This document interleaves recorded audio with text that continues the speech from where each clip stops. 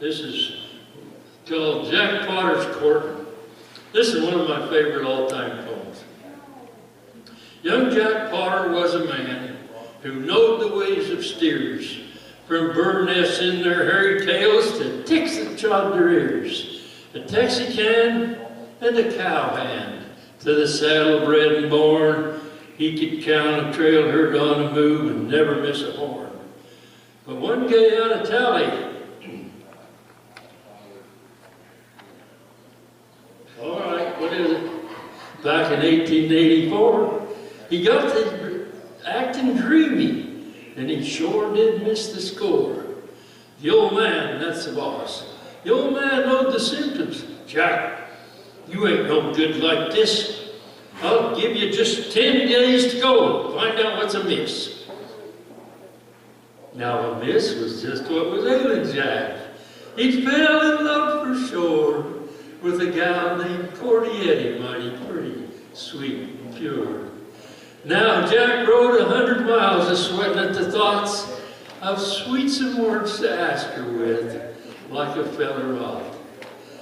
I'm just a humble cowhand, Miss Courtin, if you please, and I hereby ask your heart and hand upon my bended knees.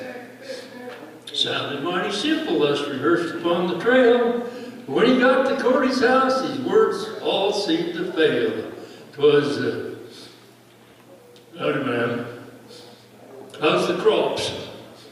How's your ma and pa? For when it come to asking her, he couldn't come to talk. He took her to a dance one night. The horse she rode was his. He's a dandy little horse, she said. Yep, Jack, he is. Well, they rode home late together, the moon was a-hanging high, and Jack, he got to talking about the stars up in the sky, how they ride a trail herd like they do seagoing ships, but words of love and marriage, they just wouldn't pass his lips.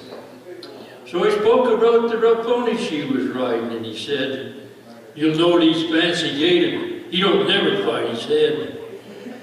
He's sure a little dandy, she agreed, and heaved a sigh, and Jack says, well, maybe you can have him someday when I die. He figured she might savvy what he meant and even guess and give him that sweet answer which he longed for, namely yes. But when they reached the ranch house, he was still wondering how he'd ever popped the question. And he had to do it now. He couldn't wait and suffer till the drive was done that fall, but by then she could be married. He'd lose her after all.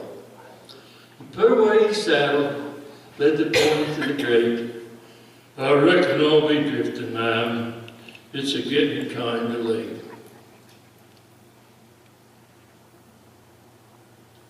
Okay, there's a line next there somewhere.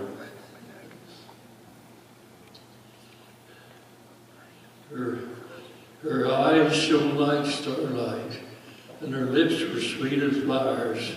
And Jack says, now about this pony, is he mine or is he ours? He's ours, Jack, she answered in a voice as soft as moss. Jack claims he kissed her, but she claims he kissed the horse.